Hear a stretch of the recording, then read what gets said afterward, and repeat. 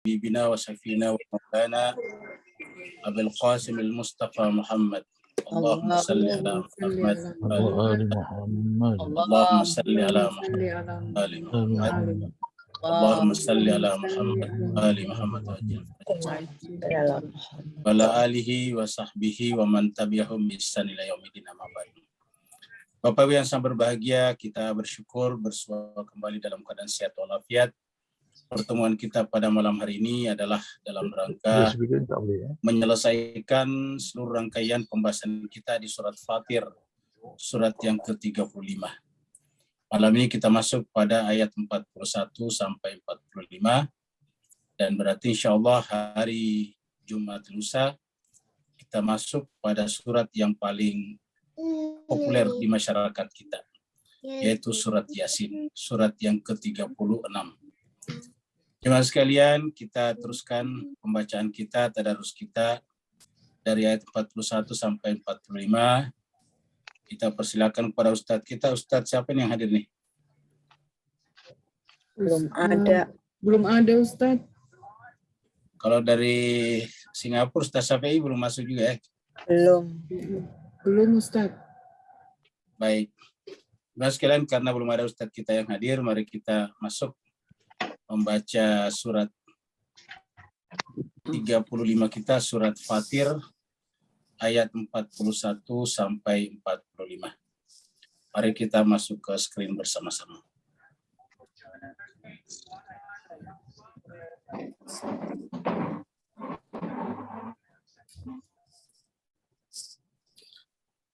A'udzu billahi minasy syaithanir rajim.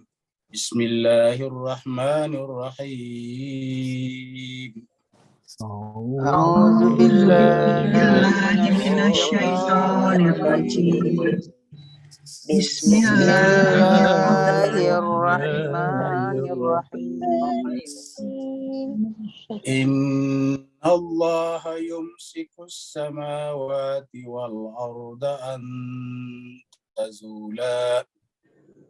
Innallaha yumsikus samawati wal arda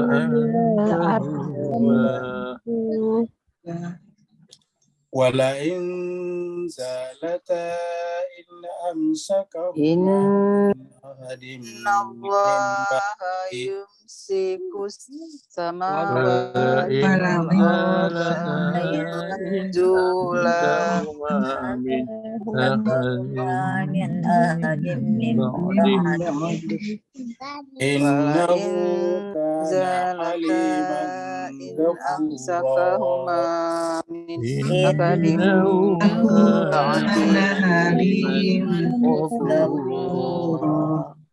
Innahu kana haliman ghafura. jahda aymanihim la in ja'ahum nazir. Wa aqsamu billahi jahda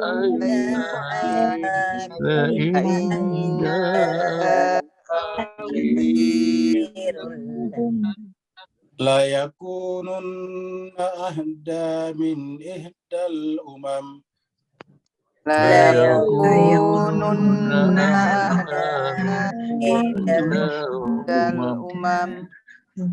Falamma ja'ahum nadhirum ma zadahum illa nufura.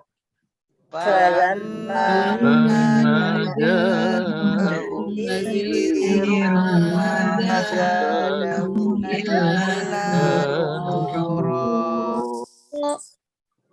Istikbaram fil ardi wa makras sayyi. Istikbaran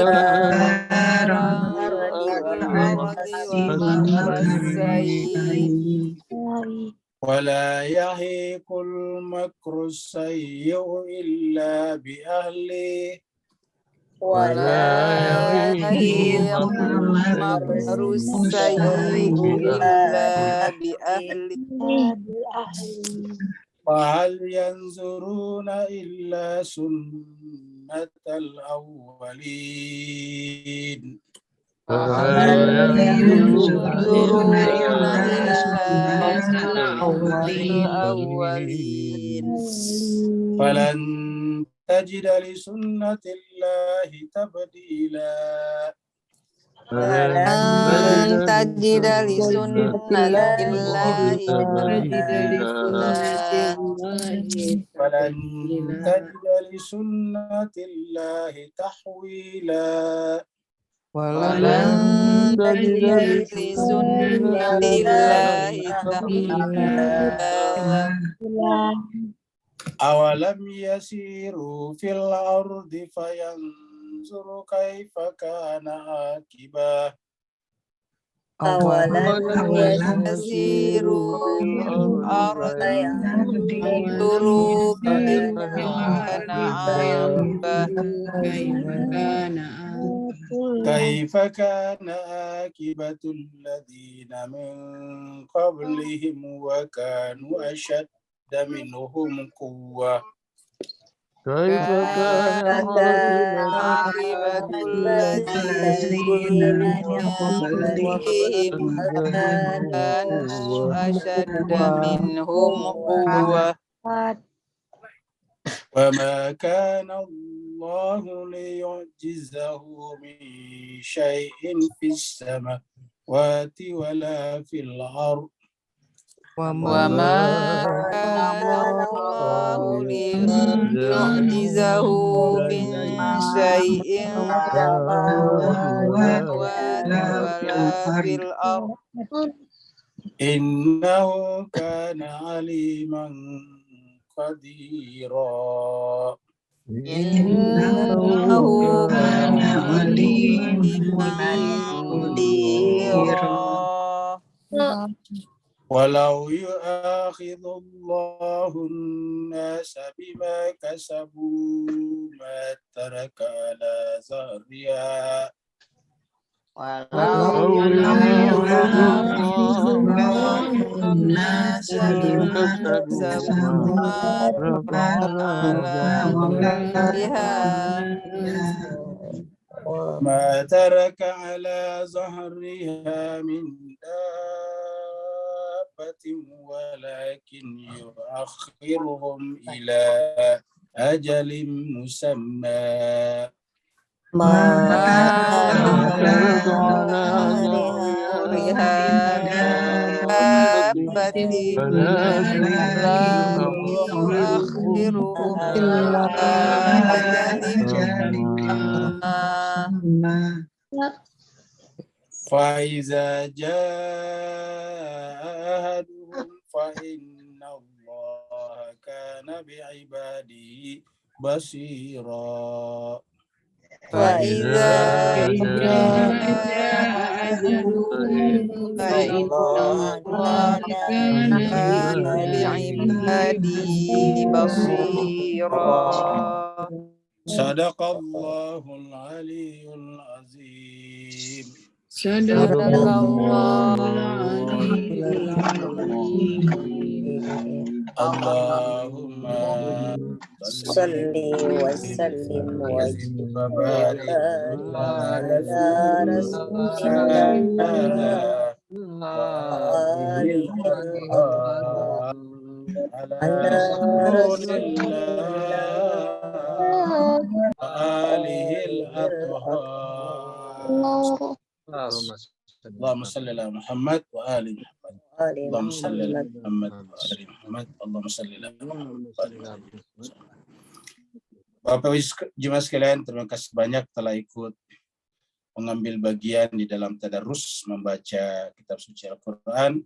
Semoga Allah menerima ini sebagai bagian daripada kecintaan kita kepada kitab sucinya, karena kecintaan kita kepada kitab sucinya adalah bagian tak terpisahkan dari kecintaan kita kepada Allah Subhanahu wa taala. Jemaah sekalian, kita teruskan surat Fatir 5 ayat terakhir, yaitu ayat 41 sampai 45. Surat Fatir ini adalah berbicara tentang penciptaan alam semesta di awal kali. Dan 5 ayat terakhir ini juga berbicara banyak tentang akhir daripada kehidupan dunia. Jadi bisa kita bicarakan bahwa di awal surat Fatir berbicara tentang pertama kali terciptanya alam semesta yang oleh para saintis, para ilmuwan disebutnya dengan istilah Big Bang ataukah ledakan besar, dentuman raksasa. Lalu kemudian nanti di akhirnya juga akan terjadi dentuman lagi yang disebut dengan Big Crunch, runtuh, terjadi keruntuhan. Jadi nanti kita lihat proses terjadinya keruntuhan alam semesta versi saintis, versi para ilmuwan. Kalau dalam versi agama, terutama Islam, disebut dengan kiamat. Jadi kata-kata kiamat atau kata-kata alam semesta hancur dalam Al-Quran menggunakan istilah yang bermacam-macam. Di antaranya misalnya Al-Qariyah. Ada surat Al-Qariyah. Wa ma adraka mal Qariyah. Jadi pada saat itu alam semesta akan hancur dan semuanya berterbangan seperti buluh di dalam surat Al-Qariyah itu. Jadi jemaah sekalian, apa yang disampaikan dalam Al-Quran sejajar, relevan dengan apa yang ditemukan oleh para ilmuwan. Padahal Al-Quran ini turun 1400 tahun yang lalu ketika ilmu astronomi, alat-alat untuk mengintip alam semesta juga belum ditemukan. Teleskop belum ditemukan pada saat itu, tetapi yang luar biasa adalah bahwa apa yang dibicarakan dalam Al-Quran selalu relevan dengan apa yang ditemukan oleh para ilmuwan belakangan ini. Jadi gambaran kita adalah gambaran ledakan pertama seperti ini. Disebut dengan Big Bang itu, lalu kemudian terciptalah alam semesta. Surat Fatir adalah surat yang ke-35, makanya artinya pencipta di awal. Bukan pencipta setiap saat, tetapi pencipta di awal. Maksudnya pertama kali sesuatu ada, maka Tuhan yang menciptakannya. Posisi Tuhan namanya Fatir. Turun di Mekah, karenanya disebut dengan surat Makkiyah. Jadi bahkan surat ini turun di Mekah. Jadi Mekah itu artinya lebih dahulu lagi daripada Madinah. Tapi sudah berbicara tentang astronomi. Ayatnya 45 ayat. Terakhir pada pertemuan hari Senin yang lalu, kita sampai di gambaran ini, di mana Allah SWT di ayat 40 ya. Di ayat 40 Allah SWT berfirman tentang, coba perhatikan kata Tuhan. Adakah di antara sekutu-sekutu manusia, siapa saja di antara manusia yang membuat sekutu? Ada yang mempersekutukan Tuhan dengan patung, ada yang mempersekutukan Tuhan dengan batu, ada yang mempersekutukan Tuhan dengan bintang-bintang, matahari, ada yang mempersekutukan Tuhan dengan sesamanya manusia. Tuhan bertanya, adakah di antara sekutu-sekutu itu yang bisa menciptakan sesuatu di bumi ini atau di alam semesta? Yang terjadi justru sebaliknya, itu mereka lah semuanya adalah ciptaan. Mereka semuanya adalah makhluk. Allah bertanya, A'udzubillahi minasyaitonirrajim, Bismillahirrahmanirrahim. Katakan, Ara'aitum, cobalah perhatikan bagaimana pendapat kalian berkenaan dengan syuraka'akum, tentang sekutu-sekutu kalian. Syuraka'akum itu apa saja yang kalian sekutukan? Alladzina tada'seru, yang kalian menggantungkan diri padanya, yang kalian berharapkan kepada pertolongannya, yang kalian berharap kepada penyelamatannya dunia dan akhirat. Min dunillah, selain daripada Allah.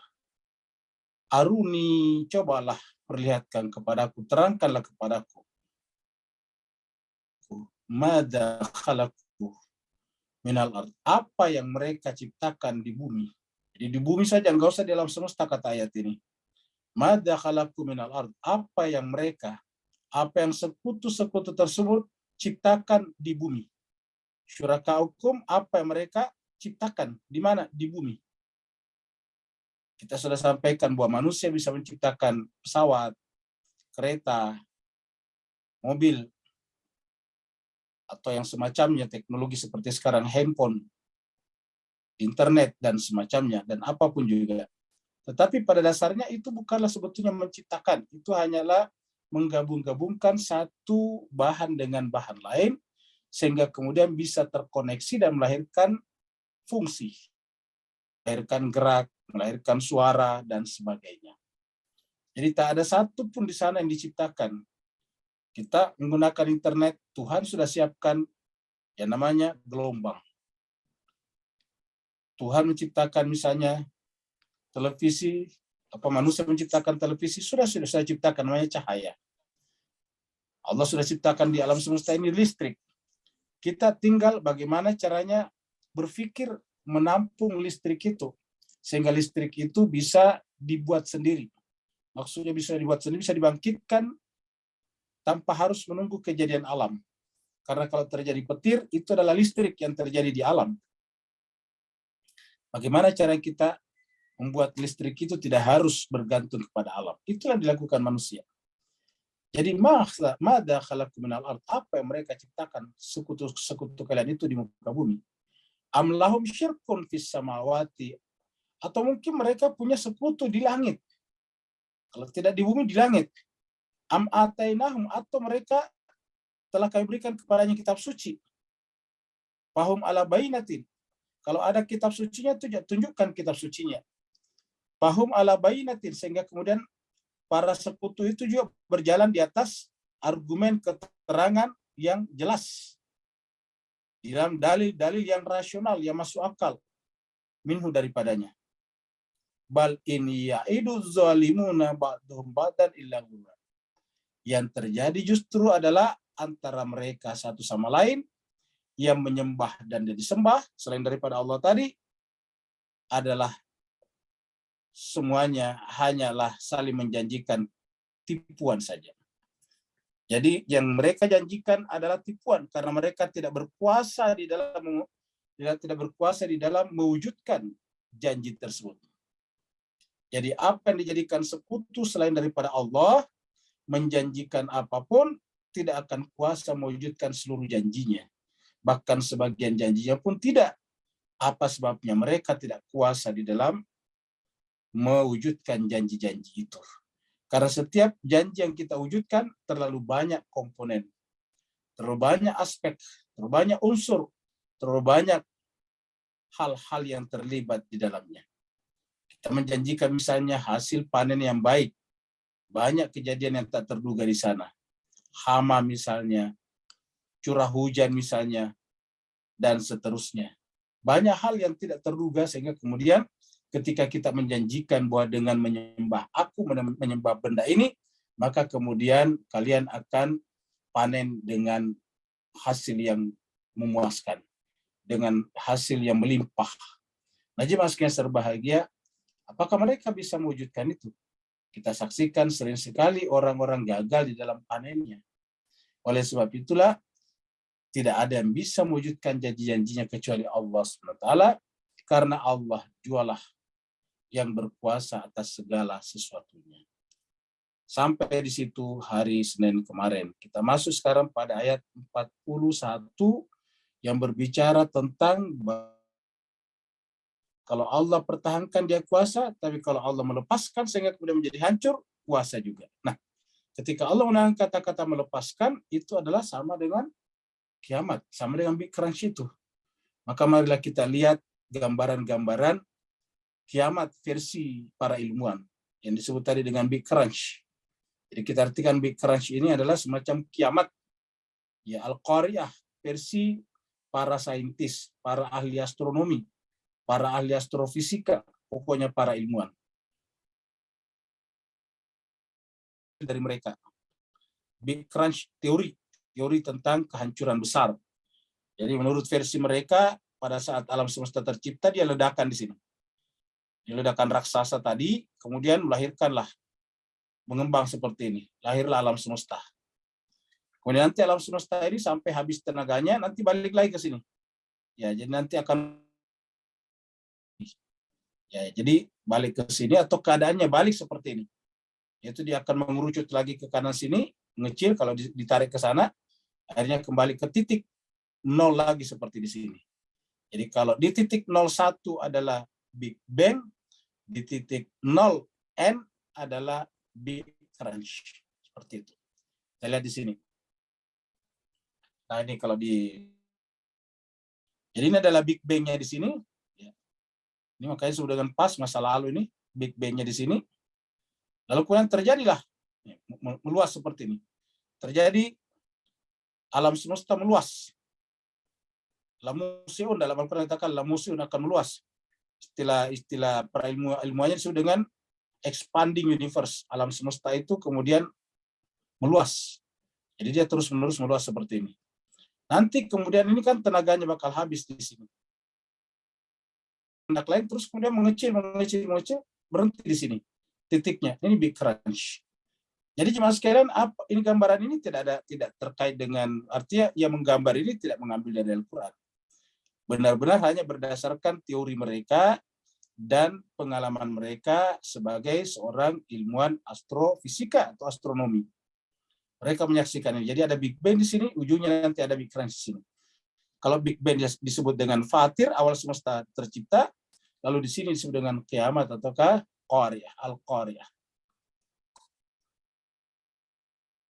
Ini kalau dipotong, kita lihat ini meledaknya di sini, Big Bang-nya di sini. Big Bang-nya di sini, kemudian terjadi ledakan seperti ini. Ada yang ke kanan seperti ini, ada sayap paling besar, ada sayap paling besar. Kemudian ada yang lurus ke atas sini, ada yang lurus ke atas sini. Ya. Ada yang juga ketika dia membelok ke sini, tidak ikut sini, dia terus ke atas, ini terus ke atas. Tapi ada juga karena habis tenaganya ke sini, akhirnya Big Crunch. Tapi Bapak Ibu sekalian perhatikan gambaran ini. Ini persis kalau kita lihat adalah bunga mawar. Ya, persis bunga mawar. Coba lihat ini. Ada sayapnya sebelah kiri. Kemudian ada naik seperti ini. Ini persis dengan bentuk bunga mawar kalau lagi merekah. Ya. Dan ini persis diceritakan di dalam Al-Quran surat Ar-Rahman ayat 37. Mari kita lihat di sini. Ya. Surat Ar-Rahman. Kita pernah angkat di beberapa pertemuan yang lalu. Ayatnya 37. Jadi Bapak sekalian bisa perhatikan ayat ini. Allah berfirman, "Faidan syaqqatis sama'u fakanat wardatan kaddihan." Faidan syaqqatis sama'. Maka apabila syaqqatis sama', apabila langit itu sudah terbentuk. Kalau istilahnya tadi Big Bang. Ketika terjadi terjadi ledakan besar, maka kemudian fakanat wardatan kaddihan. Maka dia akan menjadi seperti wardah. Wardah itu adalah bunga mawar. Bunga. Makanya di masyarakat kita kan ada nama wardah banyak, ada nama orang wardah, ada nama alat kosmetik wardah dan sebagainya. Jadi fakanat wardatan kaddihan. Maka dia tiba-tiba seperti mawar. Kaddihan yang kemudian mengembang sama dengan minyak yang dipercikan kemana-mana. Wardatan kaddihan. Nah, jadi jemaah kita tahu ayat ini turun 1400 tahun yang lalu. Dan kita lihat ini, gambaran ini pasti para ilmuwan tadi tidak mengambil dari Al-Quran itu. Tapi ini adalah murni hasil kajian mereka secara independen. Ini adalah hasil temuan ilmuwan secara independen. Artinya tanpa dipengaruhi oleh keyakinan agama apapun. Wah, ternyata kita lihat ini persis seperti mawar. Ini ada siripnya, kemudian ada seperti ini, baru kemudian di sini ada di tengah-tengah semacam inti daripada kembang itu dan ada kelopaknya yang merekah. Jadi ini adalah Big Bang-nya di sini, nanti Big Crunch-nya di sini. Ya. Pada akhirnya akan terjadi di sini Big Crunch. Lalu kemudian runtuh kembali semuanya, masuk ke titik nol lagi. Nah, seperti ini. Ya, nanti kalau sudah bergerak, jemaah sekalian, ini akan tertarik semuanya, bergerak masuk ke sini tadi. Ya, pusat ini. Dia akan kembali, karena tadi membesar keluar, sekarang balik lagi ke sini. Di titik awal di sini. Ini dia gambaran terakhir, Big Crunch. Jadi kalau dilihat seluruh alam semesta, ini coba kita lihat ini ada kayak berputar dari luar sini, masuk, kita lihat nih. Masuk ke sini nih. Ya. Lagi-lagi Bapak sekalian lihat ini bergerak dari luar, kemudian masuk ini. Masuk nih. Yang terang. Lalu kemudian masuk ke pusatnya sini. Ya, dia runtuh di sini. Dia kembali lagi ke titik nol di sini. Nah, inilah gambarannya para ilmuwan tentang apa yang disebut dengan Big Crunch. Atau yang kita sebut tadi dengan bahasa agama dengan kiamat ataukah Al-Qari'ah. Jadi alam semesta pasti ada saatnya akan runtuh kembali. Allah berfirman, Innallaha, sungguhnya Allah, yumsikus samawati wal ardi. Jadi sungguhnya Allah SWT yang yumsik, memegang, menahan. Secara bahasa yumsik itu artinya memegang teguh. Makanya kan ada kata-kata fa'in tamassaktum. Nabi mengatakan kutinggalkan kepada kalian dua hal yang berat. Ya, taraktu fikumus tsaqalain. Tempat lain dikatakan taraktu fikumul amrain. Fa'in tamassaktum. Tamassaktum itu yang tamassaka. Fa'in tamassaktum bihima falan tadillu abada. Kalau kalian berpegang teguh kepada keduanya, niscaya tidak akan pernah sesat selama-lamanya. Nah, jadi intinya adalah berpegang teguh. Atau Tuhan menahannya dengan teguh, dengan tidak mungkin rusak. Innallaha yumsikus samawati wal ardh. Allah lah yang menahan. Maksudnya Allah lah dengan segala macam kekuasaannya yang telah memberikan hukum-hukum kepada alam itu, sehingga alam yang mencakup langit dan bumi ini atau seluruh universe ini kemudian bisa tegak seperti sekarang, bisa bekerja seperti sekarang, bisa semuanya beredar pada garis edarnya masing-masing. Antazula, sehingga kemudian tidak hilang. Maksudnya masih bertahan. Nah, kata-kata tazula adalah hilang, artinya jemaah sekalian berbahagia, menunjukkan bahwa alam semesta bisa hilang.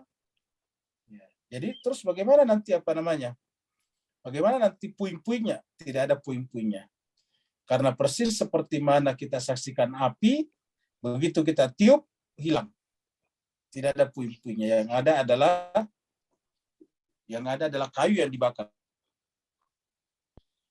Wala in zalata in amsakahuma min ahadin min ba'dihi.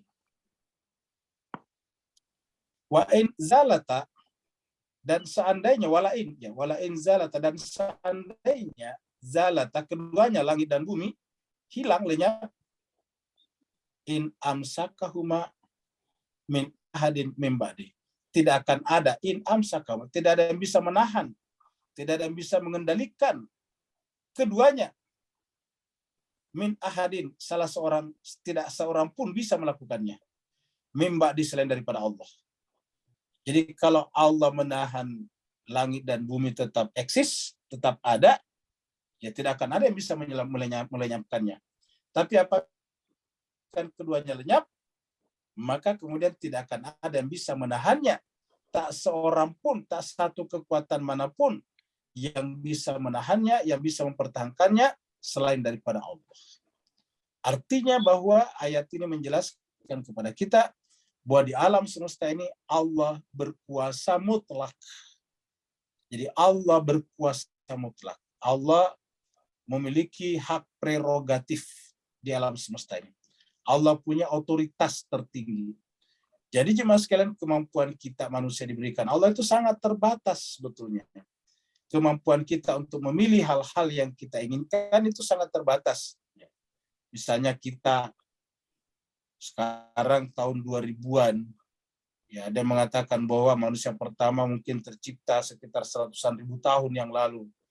Bayangkan manusia butuh waktu 100.000 tahun untuk berevolusi kemampuan akalnya, kemampuan inteleknya, kemampuan tekniknya, baru kemudian sampai kepada sekarang mereka bisa menciptakan misalnya pesawat ulang-alik, membawa orang ke stasiun-stasiun angkasa luar. Baru sampai situ sekarang, belum lebih. Mereka belum bisa sekarang mondar-mandir ke bulan, membangun misalnya gedung-gedung di bulan, belum bisa sekarang juga pergi ke Mars, dan seterusnya. Kalau mereka juga membawa wahana ke berbagai penjuru dunia, itu menggunakan wahana yang tidak berawak, yang tidak punya orang di dalamnya. Jadi artinya itu sampai pada tingkat seperti itu. Umur manusia 100-an ribu tahun, kalau misalnya itu 100.000 tahun, baru evolusi teknologi manusia sampai kepada detik ini. Itu sampai pada detik ini. Dan itu artinya semuanya juga belum bisa mempengaruhi alam semesta. Kita manusia hanya mampu menciptakan alat-alat menciptakan teknologi untuk memanfaatkan apa yang ada di alam semesta. Memanfaatkan hukum-hukum, potensi-potensi yang ada di alam semesta. Misalnya kita mengorbitkan misalnya satelit.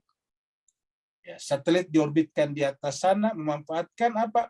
Memanfaatkan suatu wilayah tertentu di suatu wilayah orbit bumi di luar sana yang tidak mungkin benda itu jatuh lepas daripada gravitasi.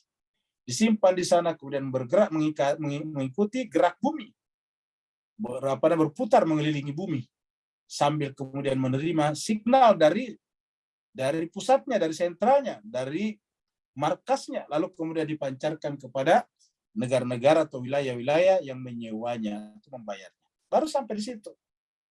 Memanfaatkan apa? Memanfaatkan signal, memanfaatkan gelombang, memanfaatkan macam-macam yang sudah ada. Jadi Bapak Ibu sekalian berbahagia, dapat kita bayangkan alam semesta dengan ribuan galaksinya, dan setiap galaksi punya keluarga-keluarga seperti matahari lagi di dalamnya. Itu Allah menciptakannya sejak dari dulu, sementara kita sekarang baru bisa membuat satelit kecil, itu pun juga punya umur yang sangat pendek, harus diganti lagi. Bagaimana dengan menciptakan satelit raksasa seperti bumi, bulan, dan sebagainya. Jadi jemaah atas segala-galanya, sedemikian mutlaknya kekuasaan Allah di sana, sampai Allah mengatakan, kalau Allah masih menahan alam semesta langit dan bumi, tidak akan ada yang bisa melenyapkannya. Sebaliknya, kalau Allah sudah menginginkan keduanya hilang, maka tidak akan ada yang bisa menahan keduanya selain daripada Allah. Innahu kana haliman ghafura. Kenapa Allah masih menahannya? Padahal manusia di muka bumi ini banyak melakukan perbuatan durhaka dan dosa, karena Allah itu adalah Halimah, Maha Penyantun. Allah itu adalah Halimah, Maha Penyantun. Allah menyantuni kita dengan eksistensi alam semesta. Dan inilah nikmat terbesar kita. Jadi kalau kita berkeluh kesah hanya kekurangan uang, kekurangan makanan dan minuman, itu tidak ada apa-apanya dibanding dengan nikmat Allah yang diberikan kepada kita dalam bentuk apa?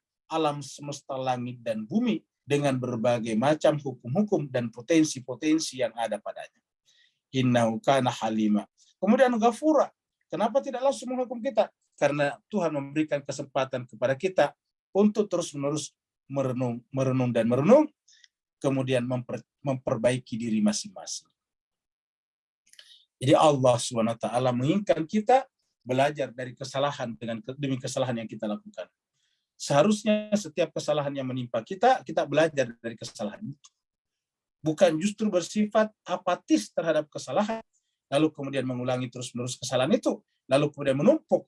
Kalau itu yang kita lakukan, pada akhirnya nanti Allah akan mengazab kita. Tetapi Allah memberikan kesempatan kita untuk salah, untuk apa? Supaya kita bisa merenung.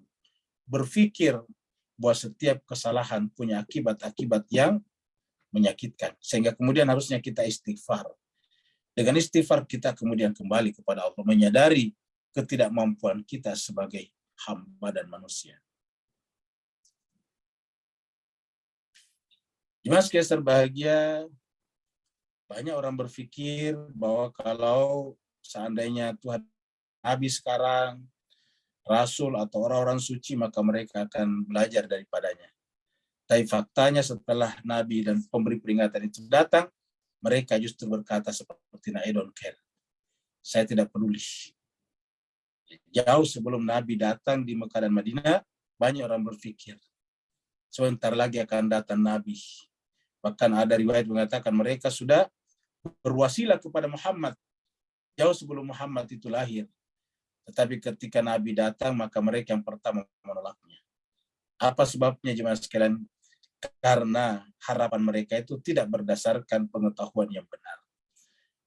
Harapan-harapan mereka hanya berdasarkan imaji-imaji liar mereka saja. Itulah sebabnya ketika kemudian datang, maka kemudian mereka tidak peduli kepadanya. Itulah sebabnya jemaah sekalian, yang pertama sekali dilakukan dalam menunggu kedatangan orang-orang suci adalah apa? Yaitu melawan ego kita. Karena walaupun kita berharap dia akan datang, tetapi kalau tidak berhasil melawan ego kita, Maka kemudian begitu dia datang bertentangan dengan ego kita, kita tolak. Dan itu banyak terjadi pada saat itu. Karena kedatangan Muhammad itu bertentangan dengan keinginan pribadi mereka, bertentangan dengan kehendak-kehendak subjektif mereka, lalu kemudian bahkan mereka melempar Muhammad dengan batu. Mereka melemparkan kotoran hewan kepada Muhammad. Mereka mengalungkan jeruan-jeruan atau perut-perut hewan kepada Muhammad. Bahkan mereka mengusir Muhammad dan sahabat-sahabatnya dari Mekah.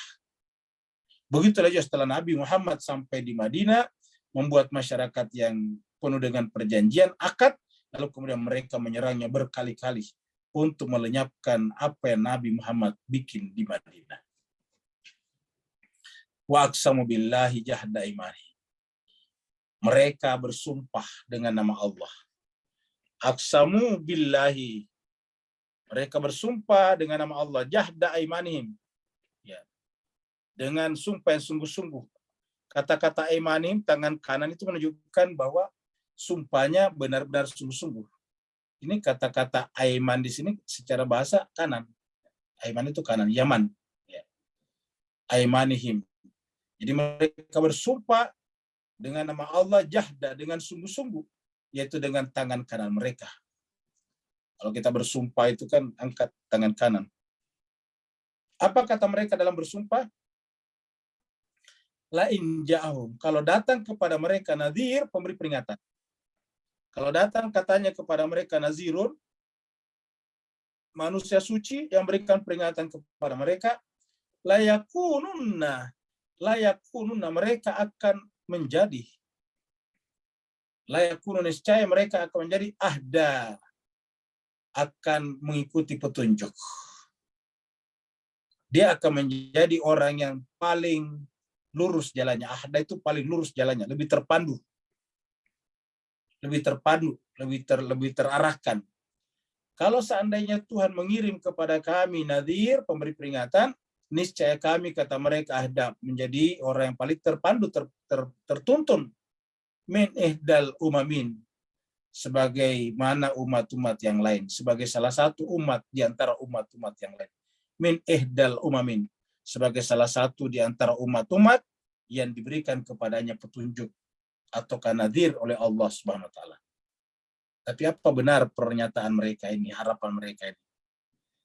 Falamma ja'ahum, tatkala nadhir itu datang kepada mereka, falamma ja'ahum nadhir, tatkala pemberi peringatan itu, ini nazir, datang kepada mereka, mazadahum illa nufura. Tidak ada yang berubah pada mereka kecuali mereka meninggalkannya. Mereka lari daripada pemberi peringatan itu. Bahkan mereka memusuhinya, mereka melawannya.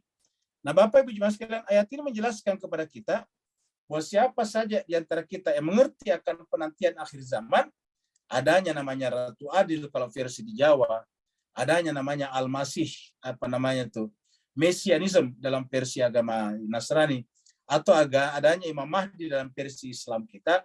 Kalau kita menunggu orang-orang suci menegakkan keadilan kembali, sebagaimana manusia yang takabur menegakkan kezaliman sebelumnya, maka kita harus tanya diri kita, apa benar kita menunggu mereka? Karena boleh jadi kita berkata saya menunggu mereka, tetapi begitu dia datang, kita yang pertama melawannya. Berkali-kali bahwa nadhir itu Al-Quran. Jadi salah satu tanda kita merindukan kedatangannya adalah juga merindukan Al-Quran. Tidak ada tanda kita merindukan kedatangannya kalau tidak merindukan Al-Quran. Karena dia datang menegakkan kembali Al-Quran. Nah, kalau dari awal kita sudah bersifat bersifat apatis, bersifat seperti tadi I don't care terhadap Al-Quran, ya bagaimana kita bisa peduli kalau dia datang? Boleh jadi seperti yang terjadi pada zamannya Nabi, ketika Muhammad datang, manusia yang paling sejati itu, paling suci itu, lalu kemudian bahkan mereka melemparinya dengan batu. Mereka kemudian mengusirnya.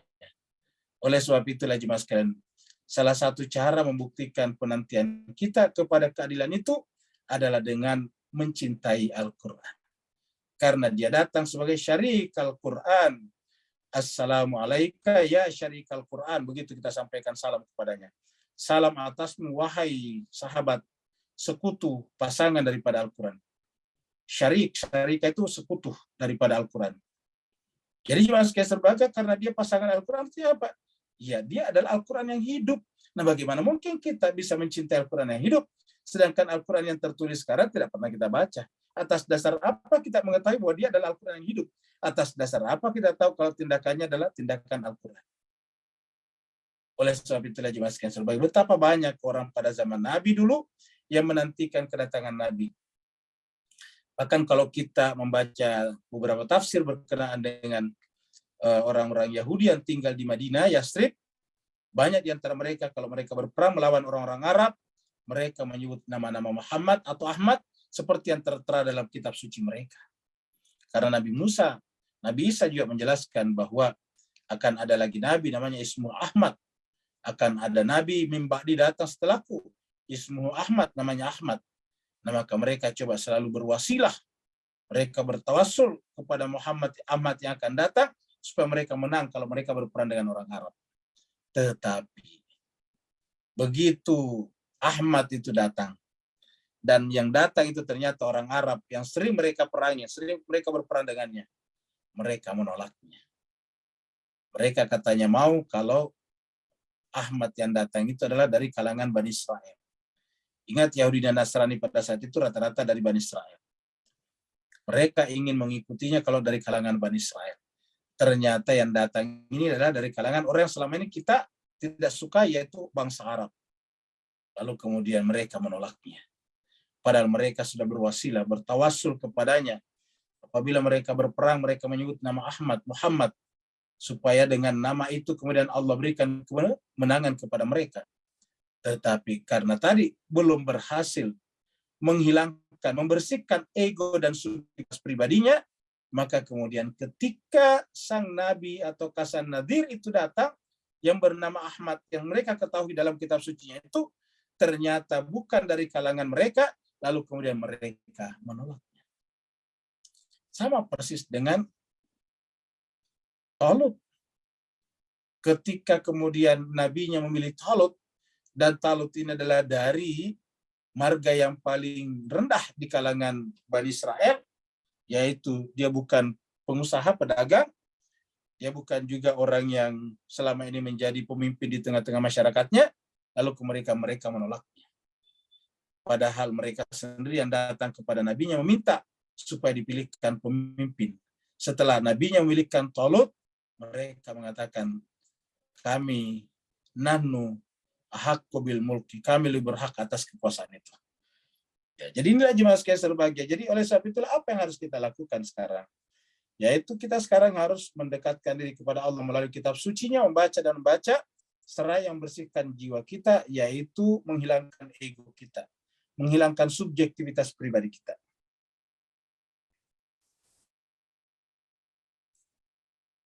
Jemaah sekalian berbahagia, lihatlah akibat kesombongan orang-orang tertentu. Eropa yang telah membangun teknologi, basis teknologi sejak abad pertengahan, sejak Renaissance mereka membangunnya. Tetapi kemudian perang Eropa begitu panjang sampai oleh penulis buku ini dibuat 3 jilid. P.K. Ojong penulisnya. Perang Eropa jilid 1, Perang Eropa jilid 2, Perang Eropa jilid 3, luar biasa. Negara-negara mereka, ada yang karena kekuasaan, ada karena agama. Ingat, ya apa namanya, Katolik dengan Protestan pernah berperang sampai hampir 30 tahun mereka perang. Nanti berakhir setelah perjanjian Westphalia di Jerman itu. Westphalia sekarang bagian daripada Jerman. 30 tahun perang antara Katolik dengan Protestan. Ya coba kita lihat Mas. Kenapa kira-kira? Ini adalah tentu karena adanya orang-orang yang takabur, arogan di antara mereka. Yang tapi karena dia punya pengaruh kepada masyarakat, mereka bisa mengagitasi, mereka bisa memprovokasi, bisa mereka membuat yang lain kemudian ikut marah dan bergerak. Akhirnya lahirlah perang benua, yaitu perang Eropa. Adalah perang dunia pertama. Kalau tadi perang Eropa, setelah itu kemudian perang dunia pertama. Lain lagi Perang Eropa lain lagi sebelum Perang Dunia Pertama. Ini adalah Perang Dunia Pertama. Dapat kita bayangkan, orang-orang dilahirkan sedemikian rupa, dididik sedemikian rupa, teknologi dibikin untuk membuat tekstil, baju, kemudian dibikin juga persenjataan untuk saling membunuh. Luar biasa kan? Jadi manusia ini absurd sebetulnya. Kenapa? Dia membangun teknologi itu apa? Untuk kehidupan. Tapi pada saat yang sama membuat alat-alat pembunuh di antara mereka. Habis itu diprovokasi atau memprovokasi satu sama lain untuk saling membunuh. Luar biasa kan? Ini pasti karena bukan agama yang menjadi patokan dalam kehidupan ini. Betapa banyak nanti tim piatu di sini. Karena rata-rata mungkin mereka ini sudah punya keluarga. Dan dalam perang-perang itu kalau kita baca, hanya sangat sedikit yang kembali ke keluarga mereka. Kalau kita lihat, mereka pergi ke sini meninggalkan keluarga mereka.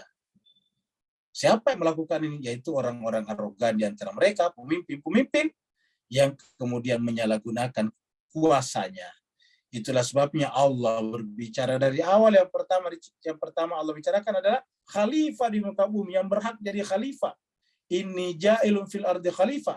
Karena kalau kekuasaan ini tiba-tiba di take over, diambil alih oleh orang-orang yang arogan, yang hatinya tidak bersih, yang hatinya subjektivitasnya tidak bisa dihilangkan, maka dia akan merubah subjektivitas pribadinya menjadi subjektivitas kebangsaan. Lahirlah nasionalisme sempit, ini disebut dengan nasionalisme Khaufinism. Khaufinisme nasionalisme sempit. Kemudian negara diprovokasi, negara lain direndahkan, akhirnya terjadilah perang antar negara. Padahal sama-sama mereka juga anak manusia yang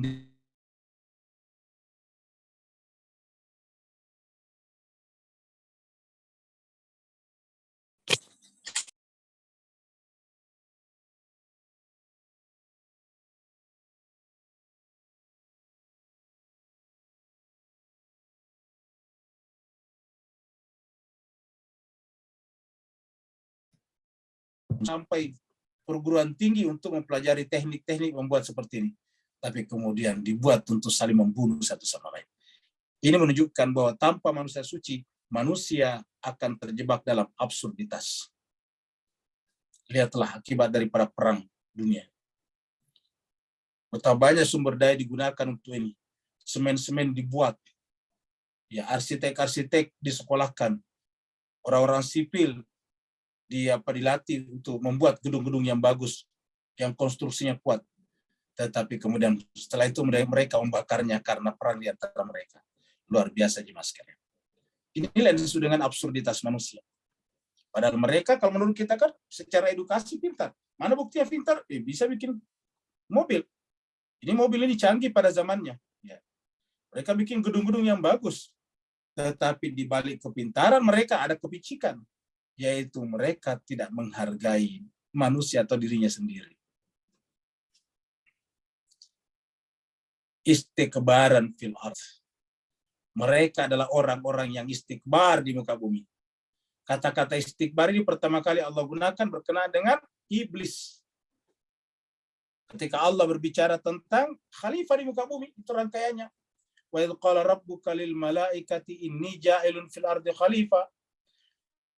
Dan seterusnya. Kemudian di 3 ayat berikutnya Allah berfirman, wa idh qulna lil malaikati isjudu li adama. Siapa itu Adam? Tadi khalifah yang allama Adama al-asma kullaha.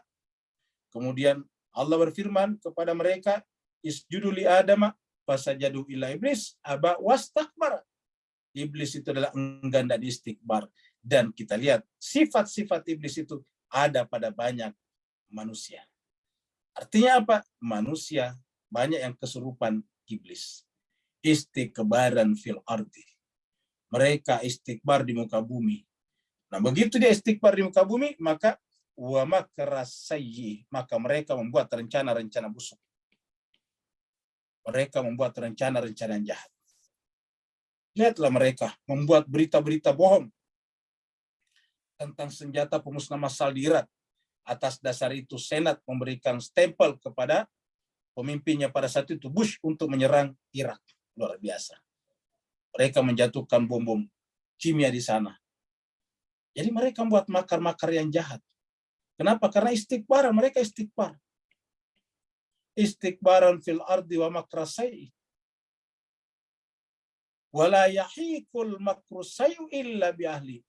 Tapi Al-Quran mengajarkan kepada kita, bagi kita yang menyaksikan atau menjadi objek daripada rencana jahat ini, Allah meminta kita untuk berlindung kepada Allah dalam keadaan sabar dan salat. Wasta'inu bis sabri was salah. Innallaha ma'as sabirin. Beristianalah kepada Allah dengan melalui sabar dan salat. Karena apa? Innallaha ma'as sabirin, dan Allah mengatakan wala yahiqul makru sayyi'u, dan tidak akan ada la yahiqu, tidak akan ada yang menimpa al makruh, pembuat rencana-rencana jahat itu, illa kecuali ahlinya yang mempunyai rencana sendiri. Tidak ada yang menimpa, tidak ada yang tertimpa kecuali pemiliknya sendiri, pemilik rencana jahat itu. Selama orang yang menjadi objek itu tetap mempertahankan dirinya, berusaha tetapi tidak melakukan kejahatan yang sama. Kalau dia terprovokasi lalu kemudian melakukan kejahatan yang sama, ya sama saja. Itulah sebabnya pada saat Kabil akan membunuh Habil, Habil mengatakan, saya tidak akan melakukan hal yang sama. Apa sebabnya? Manusia suci itu adalah justru untuk memperbaiki manusia. Mereka menolak kejahatan itu, tapi tidak akan melakukan kejahatan yang sama. Najib sekalian berbahagia, kita saksikan dari waktu ke waktu, semua pelaku kejahatan kembali kejahatan itu menimpa dirinya. La yahiku al makru sayyi'u illa bi ahli. Fahal yanzuruna illa sunnatal awalin. Apakah mereka tidak memperhatikan? Apakah mereka tidak memperhatikan bahwa di muka bumi terjadi sunnah, yaitu hukum-hukum al-awalin, sunnatul awalin. Fahal yanzuruna illa sunnatal awalin. Maka tiadalah mereka saksikan kecuali akan berlakunya sunnah-sunnah, hukum-hukum yang juga berlaku pada peradaban-peradaban yang lalu. Peradaban-peradaban yang arogan hancur semuanya. Mesir, Yunani hancur, semuanya. Persia hancur. Jadi fahal yanzuruna illa sunnatal awalin. Apakah dia tidak memperhatikan itu semuanya? Bahwa tidak ada yang berlaku di muka bumi ini, dalam kehidupan ini, kecuali sunnatal awalin. Terjadi hukum-hukum seperti terdahulu. Falan tajila li sunnatillahi tabdila. Dan sunnah Allah itu tidak pernah berubah. Falan tajida li sunnatillahi tabdila. Tidak akan berubah itu sunnah Allah. Maksudnya hukum-hukum alamnya Allah tidak akan berubah. Mereka membuat makar itu kembali memakan pemiliknya. Lihatlah tempo hari kita lihat bagaimana arogannya Donald Trump naik. Langsung keluar daripada perjanjian yang mereka bikin sendiri. Ibarat merobek-robek perjanjian yang dia buat sendiri. Dia yang mengajak Iran untuk membuat perjanjian itu. Dengan alasan Iran tidak boleh membuat instalasi nuklir. Dipaksa duduk untuk membuat perjanjian itu. Iran melayaninya, dibuatlah perjanjian itu. Lahirlah namanya JCPOA. Satu Iran melawan 6 negara, berundi dengan 6 negara. Yaitu Amerika, Inggris, Prancis, Jerman, Rusia, dan Cina. Tetapi apa yang terjadi? Yang menarik diri pertama kali dari perjanjian itu adalah Donald Trump sendiri, Presiden Amerika sendiri. Dan sampai sekarang Biden belum kembali ke sana. Coba kita lihat. Apakah tindakan Trump? Bukan. Kalau tindakan Trump itu Biden kembali, tapi sampai sekarang Biden tidak kembali. Artinya apa? Itu memang kebijakan Amerika sebagai sebuah negara yang arogan. Wala yahiqul makru sayyi'u illa bi ahlihi. Fahal yanzuruna illa sunnatal awalin. Mereka keluar, tetapi apa yang terjadi? Justru Donald Trump yang jatuh dari kursi kekuasaannya. Merasa malu. Keluar dari Gedung Putih White House dalam keadaan tidak pamit, dari belakang. Biasanya di Amerika itu kepala negara dulu menunjukkan gentleman-nya, salam-salaman, ya, menyambut yang baru. Tapi ini tidak terjadi. Bahkan Donald Trump berusaha menggagalkan pengesahan presiden pada saat itu dengan menduduki parlemen. Luar biasa jemaah sekalian. Jadi mereka bikin makar, tetapi makar itu kembali kepada dirinya. Falan tajida li sunnatillahi tabdila. Hal yang sama terjadi pada Irak. Saddam Hussein yang menginisiasi perang melawan Iran luar biasa. Tetangganya sendiri, sesamanya Muslim. Tetapi apa yang terjadi? Yang hancur justru adalah dirinya sendiri. Allah mengatakan, wala yahiqul makru sayyi'u illa bi ahlihi fahal yanzuruna illa sunnatal awwalin. Falan tajid li sunnatillahi tabdila. Itu tidak akan berubah sunnah Allah itu. Walan tajid li sunnatillahi tahwila. Bahkan bukan hanya tidak berubah, bahkan sedikit saja menyimpang tidak akan ada. Lan tajidah. Sama sekali kamu tidak akan menemukan sunnah Allah itu tahwil. Terjadi pengkondisian, tidak ada. Tabdila berubah, kita artikan tahwil adalah menyimpang dari jalur yang telah ditentukan. Jadi jemaah sekalian berbahagia, hukum alam adalah hukum Allah. Maka siapa yang takwa kepada Allah harus juga menghormati hukum alam. Harus menghormati alam. Tidak boleh merusak di muka bumi. Apalagi sampai kemudian mengaku sebagai mujahidin, tetapi datang menghancurkan negara orang lain. Ini jelas bukan ajaran Islam. Siapakah mereka itu jemaah sekalian berbahagia? Nanti kita lihat urutan-urutannya. Ini adalah perang yang terjadi di Timur Tengah. Ini adalah perang Syria. Negara yang tadinya begitu indah. Salah satu destinasi wisata yang paling bagus di Timur Tengah adalah Suriah. Dengan peninggalan-peninggalan bersejarah yang paling tua di dunia. Semua hal-hal yang paling tua di dunia banyak yang terjadi di Suriah. Tapi lihatlah jemaah sekalian berbahagia. Setelah dikacau oleh siapa? Oleh orang yang mengaku mujahidin. Oleh orang yang mengaku sebagai pejuang Islam. Mereka memprovokasi antara pemerintah dengan rakyat di sana. Mereka datang dari berbagai penjuru dunia, termasuk dari Indonesia. Lihatlah apa yang terjadi jemaah sekalian. Ibu dan anak sangat mungkin kehilangan suaminya. Berjalan di tengah-tengah puing-puing yang telah dihancurkan oleh mereka. Ini adalah Yaman. Di Yaman. Siapa yang melakukan di Yaman? Arab Saudi. Siapa yang diuntungkan di sana? Pembuat pabrik, pemilik pabrik-pabrik senjata di Amerika dan Eropa. Pembuat pesawat-pesawat tempur. Mereka dibeli pesawatnya, dibeli semuanya, drone-drone-nya untuk kemudian menghancurkan sesamanya Arab dan Muslim. Dan lihatlah anak-anak ini jemaah sekalian. Siapa yang melakukan ini kalau bukan orang-orang arogan? Mereka yang hanya mementingkan ego, kepentingan pribadi dan golongannya saja. Ini kita lihat di Eropa tadinya. Perang ini disulut diantaranya adalah oleh Hitler. Mereka merangi tetangganya semuanya. Begitu dia berkuasa, dia nyerang negara-negara di sekitarnya. Sampai kemudian prajuritnya juga kewalahan. Mereka banyak ratusan ribu prajurit yang mati karena kedinginan pada saat menyerang Rusia di musim dingin. Satu orang seperti ini jemaah sekalian. Tapi karena arogansinya dan otoritas yang ada di tangannya, seakan-akan dia kemudian membawa ratusan ribu juta bahkan orang meninggal dunia.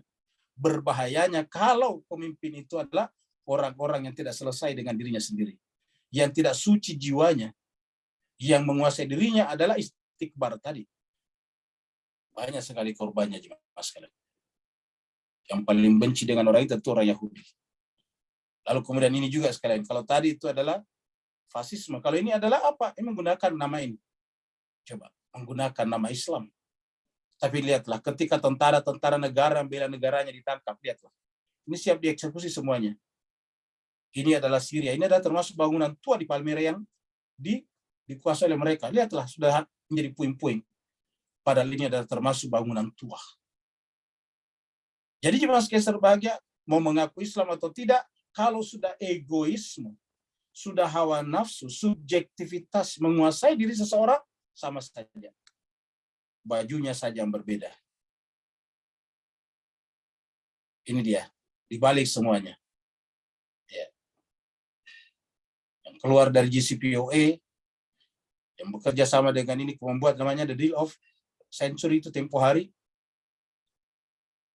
Ini yang kita saksikan jemaah sekalian. Penderitaan Palestina ada di tangan mereka. Kemudian ini Yaman. Lagi-lagi kita lihat main mata dengan Netanyahu. Bapak Ibu jemaah sekalian berbahagia. Satu Yahudi, satu mengaku Islam. Tetapi apabila sama-sama dikuasai oleh dunia, kekuasaan, arogansi, sama saja jemaah sekalian berbahagia. Ini dia pion-pion mereka yang dipakai. Jadi sebetulnya yang berkepentingan tadi orang-orang itu, tetapi yang dipakai di bawah adalah orang seperti ini. Siapa yang mengenal Abu Bakar al-Baghdadi sebelum muncul di Mosul ini, di Mosul di Irak? Tiba-tiba mendeklarasikan dia sebagai khalifah, coba. Hebatnya lagi umat Islam yang di depannya ada Al-Quran yang berbicara tentang konsep khalifah, tiba-tiba mengakui Abu Bakar al-Baghdadi yang berceramah tiba-tiba menggunakan jam yang paling mahal, lalu kemudian dianggap sebagai khalifah orang mukmin. Dan termasuk di Indonesia banyak orang berbaiat kepadanya, luar biasa. Abu Bakar al-Baghdadi. Siapa yang mengenal beliau sebelumnya? Tidak ada. Apa karyanya? Tidak ada. Buku tafsir apa yang dia buat? Tidak ada. Tiba-tiba muncul dan kemudian dimagnifikasi, diorkestrasi, digemakan ke seluruh penjuru dunia, sampai berbagai negara orang Islam pada ikut memberikan dukungannya dengan alasan sekarang sudah khilafah akan berdiri di Irak dan Suriah. Bayangkan jemaah sekalian, membuat khilafah di atas negara berdaulat. Nabi sendiri tidak pernah mencontohkan cara seperti itu. Nabi pada saat akan datang ke tempatnya, ke Habasyah, tempatnya Raja Negus, dia mengutus orang untuk meminta izin tinggal di sana. Ketika Nabi akan pindah ke Yastrib atau ke Madinah sekarang, Nabi membuat rombongan yang dipimpin oleh Mus'ab bin Umair untuk mendekati orang-orang penting di sana, membujuk mereka supaya mereka bisa menerima Nabi dengan baik-baik. Tidak pernah melakukan pemaksaan membangun negara di atas negara orang lain. Tapi hebatnya, menggunakan bendera la ilaha illallah Muhammad Rasulullah, mereka disebut sebagai khalifah Islam. Apa yang terjadi? Yang terjadi umat Islam menjauh daripada Al-Quran. Lihatlah sekarang di masyarakat kita jemaah sekalian. Agama digunakan alat. Betapa banyak orang yang tertipu dengan kata sedekah. Jadi kata sedekah dijadikan sebagai tameng untuk merampok kekayaan orang-orang dengan atas dasar agama. Dan banyak lagi yang lain Bapak Ibu sekalian. Betapa agama sering digunakan. Apa sebabnya umat Islam gampang sekali tertipu Bapak Ibu sekalian? Sederhana, kita tidak akrab dengan Al-Quran. Karena kita tidak akrab dengan Al-Quran, kalau ada yang berbaju seperti ini, kita sudah menganggap wah ini Islam. Karena kita melihat jenggotnya panjang, pakai serban, pakai udel-udel, pakai jubah. Kita tiba-tiba mengatakan ini pasti Islam. Islam atau tidak Islam itu patokannya, parameternya adalah Al-Quran. Zalikal kitabu la raiba fi hudan lil muttaqin. Itulah. Mau dia ustadz, mau ulama, mau pakai serbannya lebih besar dari, mau jenggotnya lebih panjang dari ini, selama dia bertentangan dengan Al-Quran harus ditolak. Kalau tidak, apa yang terjadi? Kita akan tertipu. Cepat atau lambat, kita akan tertipu. Awalam yasiru fil ard. Apakah mereka tidak berjalan di muka bumi? Fayanzuru kaifa, dan kemudian memperhatikan. Jadi harusnya kita disuruh, kata Tuhan, yasiru fil ard, berjalanlah di muka bumi.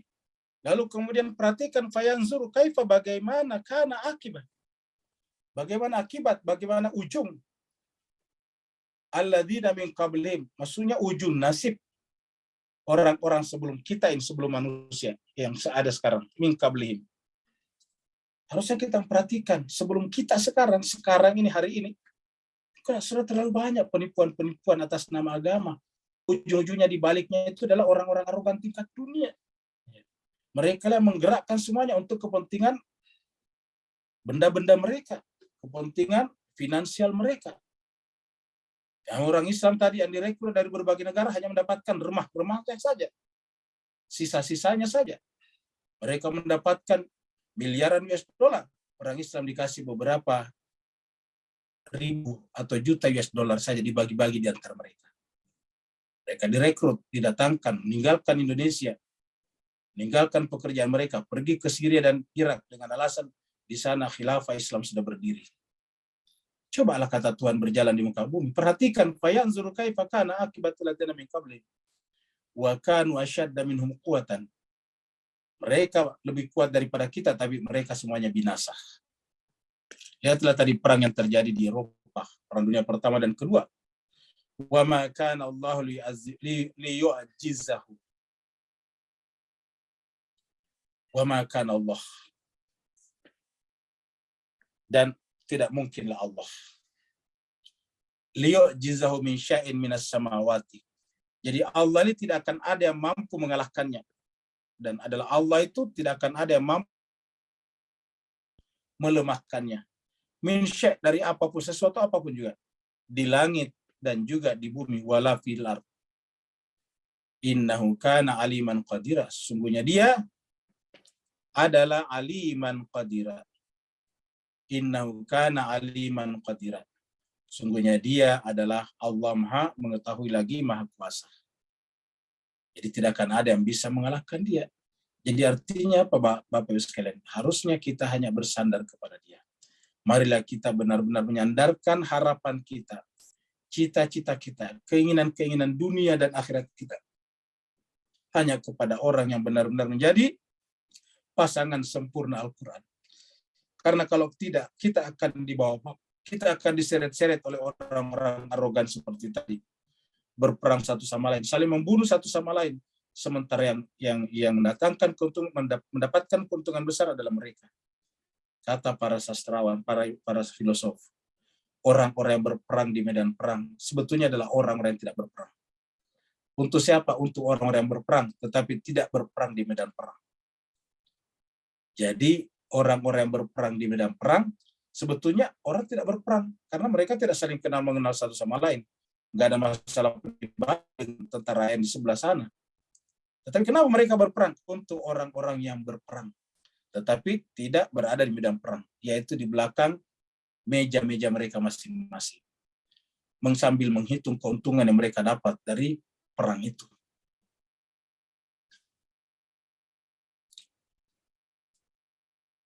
Jemaah sekalian berbahagia, di ujung surat Fatir ini karena dia memulai meminta kita semuanya untuk termenung bahwa kehidupan kita ini benar-benar hanya karunia Allah saja. Tidak ada yang lebih daripada, tidak ada yang bisa kita dapatkan kecuali daripada karunia Allah Subhanahu wa taala.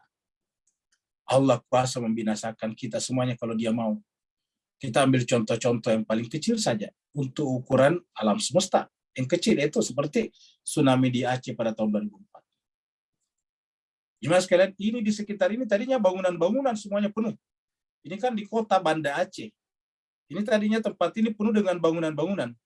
Tetapi dengan tsunami saja, hanya beberapa gelombang saja, hanya beberapa gelombang yang bergerak ke daratan saja, semuanya habis. Coba kita lihat. Hal yang sama terjadi di Palu pada tahun 2018 yang lalu. Tiba-tiba rumah-rumah semua kesedot ke dalam perut bumi. Terjadi namanya likuifaksi. Tiba-tiba benda-benda ini atau rumah-rumah ini tiba-tiba turun ke dalam bumi. Tersedot oleh lumpur yang bergerak di dalam bumi. Jadi artinya apa Bapak Ibu sekalian? Kita ini hidup semata-mata karena karunia Allah. Lalu kenapa Allah membiarkan ini sebetulnya terjadi? Kan hambanya juga. Ini caranya Allah mengajari kita Bapak Ibu sekalian. Kenapa? Karena sudah dikirimkan kepada kita Nabi dan Rasul. Tapi kita tidak belajar daripadanya. Al-Quran kita baca kalau ada kematian saja. Al-Quran kita baca paling kalau malam Jumat saja. Al-Quran juga kita baca hanya Arabnya saja. Kita tidak pernah memahami artinya. Sehingga apa yang terjadi kita tidak bisa menggait diri kita, kehidupan kita dari Al-Quran. Dan karena Al-Quran dianggap tidak mempan lagi kepada kita, maka kemudian Allah biarkan kejadian ini terjadi. Supaya apa? Supaya kita bisa belajar betapa lemahnya kita manusia. Walau yu'akhidullahu an-nasa bima kasabu. Seandainya Allah menghukum manusia, kalau Allah mau menghukum manusia dengan apa yang mereka kerjakan, bima kasabu. Kalau Allah langsung menghukum seluruh manusia dengan perbuatan mereka, mataraka ala zahriha min dabatin. Maka tidak akan ada yang tersisa di muka bumi ini, di punggung bumi ini. Kata-kata zahirah kita artikan di muka bumi ini. Min dabatin. Tidak satu pun binatang melata yang tersisa. Kalau Allah mau. Walakin yuakhiruhum, akan tetapi Allah mengakhirkan itu. Ila ajali musamma, sampai kepada ajal yang tertentu ini. Perhatikannya sekali kata ajal di sini. Kan berarti akan ada masanya nantinya. Musamma yang telah ditentukan Tuhan. Inilah masa akhir zaman. Jadi Allah seharusnya dengan perbuatan kita manusia ini sudah selayaknya sebetulnya dibinasakan semuanya. Tetapi Allah tidak melakukan itu karena Allah telah menentukan bahwa akan ditunda semuanya itu sampai kepada ajalin musamma. Yuakhiruhum ila ajalin musamma. Jadi semua kejahatan-kejahatan sekarang ini menimpa dirinya saja sendiri yang melakukan kejahatan, lalu kemudian mereka hidup lagi, berkembang biak lagi, berperadaban lagi. Untuk apa Tuhan melakukan itu? Karena Allah memberikan kesempatan kepada mereka untuk perbaiki diri, tetapi Allah telah menentukan bahwa di akhir masa nantinya akan ada azab yang benar-benar terjadi, akan ada pembinasaan benar-benar terjadi. Walakin yuakhiruhum ila ajalin musamma. Fa idza jaa ajaluhum. Apabila ajal itu sudah datang. Ajal apa yang dimaksud di sini? Ini tadi yang ditentukan Tuhan, yaitu kedatangan sahibul asri wa zaman, kedatangan Ratu Adil kalau versi orang Indonesia, kedatangan Mesianisme kalau versi Kristiani, kedatangan Nabi Isa Yesus kalau versi Nasrani tadi itu, dan kedatangan Imam Mahdi kalau versi umat Islam. Apabila itu datang, fa iza jaa ajaluhum fa innallaha kana bi ibadihi basira. Maka Allah SWT terhadap hamba-hambanya dia akan melihat. Artinya apa? Pada saat ajalnya sudah sampai, waktunya sudah datang, waktu kedatangan akhir zaman, yaitu penegakan keadilan sudah siap dilaksanakan, maka pada saat itu Allah SWT akan memilih hamba-hambanya. Basira di sini ibadi, memilih hamba-hambanya untuk menjadi bagian daripada penegak keadilan itu. Apa sebabnya? Karena mereka selama ini benar-benar telah menjadi perindu berjamaah terhadap keadilan. Bukan saja mereka sekedar rindu, tapi membuktikan kerinduannya dengan terus-menerus mempelajari kitab suci Al-Quran, karena kitab suci Al-Quran adalah merupakan tujuan datangnya akhir zaman itu. Yaitu semua yang ada dalam Al-Quran harus terwujud, harus terjadi, baru kemudian semuanya selesai. Nah, Bapak Ibu yang sangat berbahagia, mudah-mudahan jemaah sekalian berbahagia. Kalau itu terjadi dan kita masih hidup, Allah tetap membuat kita istiqamah sampai pada saat itu. Kita istiqamah sebagai penanti, kita istiqamah sebagai penunggu datangnya pasangan kitab suci Al-Quran, yaitu Al-Quran yang sesungguhnya. Terima kasih banyak. Insya Allah pada hari Jumat lusa kita akan berjumpa dengan surat Yasin. Walaupun minkum yang bertanya, dipersilakan. Assalamualaikum Ustaz. Waalaikumsalam. Alhamdulillah, barakallahu fiik, azim. Satu soalan Ustaz, bahawa rumusan fitrah ciptaan nafs kita sedia untuk jadi tajalli cermin Tuhan dengan sifat-sifat akhlak ilahiyah, dan ini hanya tercetus apabila ilmu makrifah pasal Allah berbanding dengan ilmu-ilmu lain yang hanya menyibukkan kita. Lalu ilmu makrifah tadi membawa kita pada musyahadah, dan tak mustahil Allah mengizinkan kita berada di makam muqarrabin sehingga insan tadi kembali kenali diri, lalu kembali kenali Tuhannya. So dalam konteks ni Ustaz, afwan, beri pencerahan dan pemberitahuan kami tentang Isra' Mi'raj daripada penciptaan Allah tadi dalam surah Fatir ni, bahawa melalui basmalah yang dimulai dengan titik pada ba', lalu Big Bang tadi tercetus untuk memperkenalkan Allah yang Rahman, yang Rahim, hingga nafs yang telah bersiap tadi menyaksikan lalu melahirkan Alhamdulillah secara sejati dan ikhlas. Afwan Ustaz, barakallahu fiik.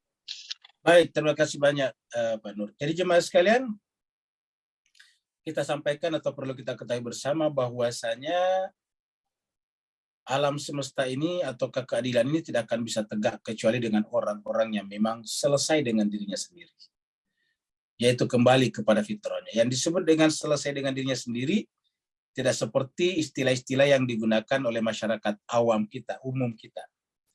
Kalau di masyarakat umum ini kan istilah awam, istilah biasa. Orang itu suka marah karena tidak selesai pada dirinya sendiri. Yang kita bicarakan di sini selesai pada dirinya adalah orang yang kembali kepada fitrahnya. Jadi kalau dia kembali kepada fitrahnya, baru dikatakan selesai pada dirinya sendiri.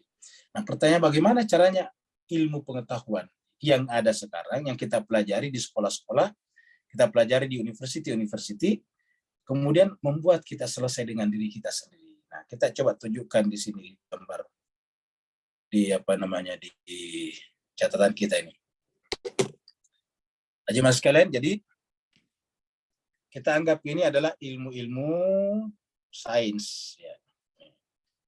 Ini adalah ilmu sains, ya. Ataukah ilmu-ilmu pengetahuan umum, ilmu fisika, ilmu ekonomi, ilmu astronomi, ilmu antropologi, dan sebagainya.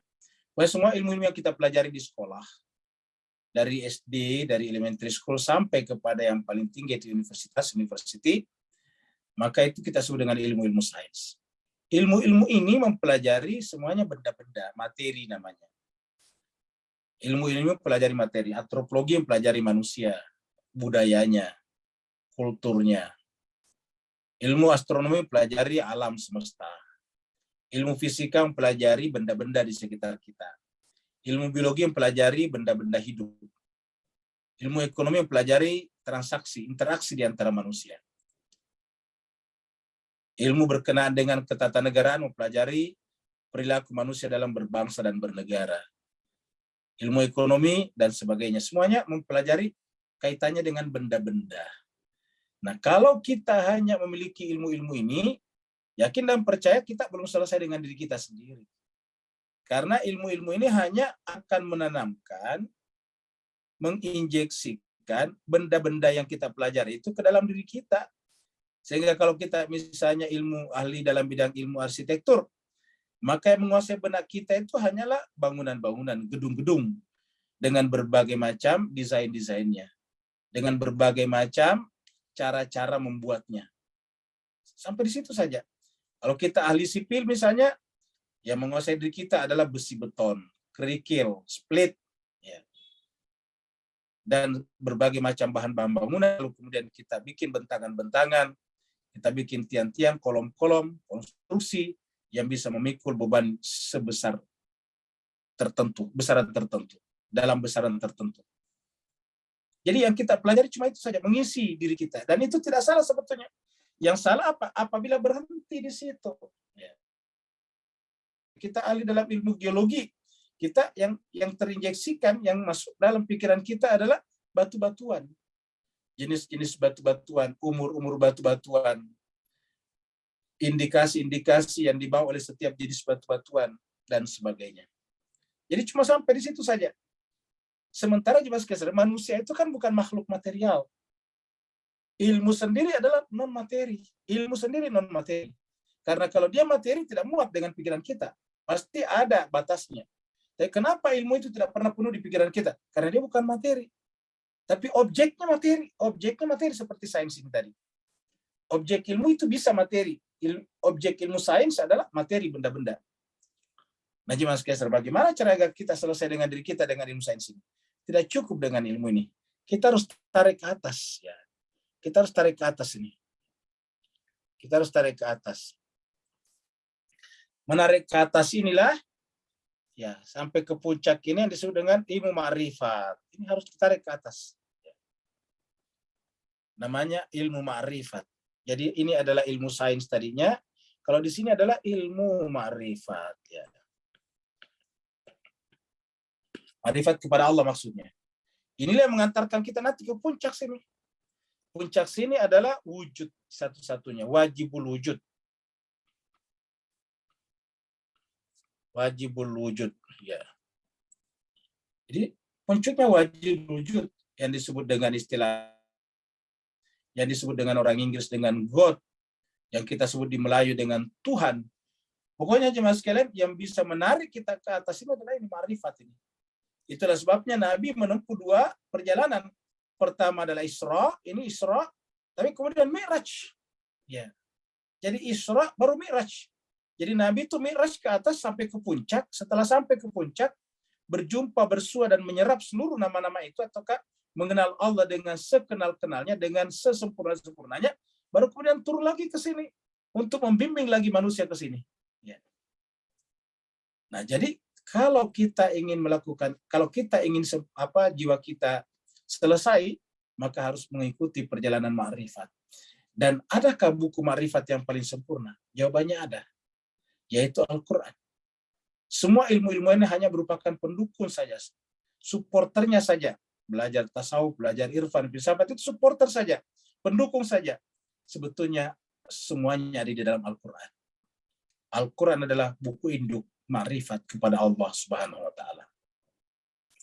Nah, kalau ini kita sudah lakukan, apa yang terjadi kemudian? Kita kemudian menyadari bahwa ternyata perjalanan ke atas ini bertingkat-tingkat.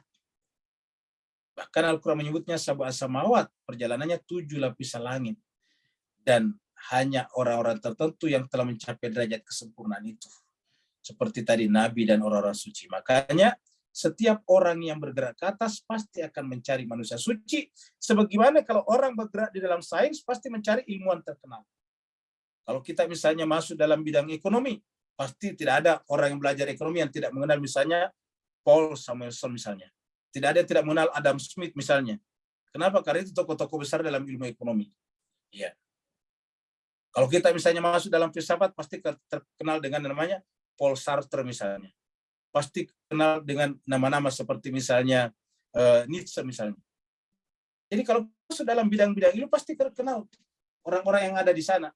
Nah, kalau kita masuk dalam bidang ma'rifat, harusnya kita juga akan mengenal dan mengikuti orang-orang yang sempurna di sini, yaitu Nabi dan orang-orang yang telah mendapatkan pembenar approval dari Allah Subhanahu wa Ta'ala. Jadi dalam ilmu sains pasti kita pengen seperti tokohnya. Ya.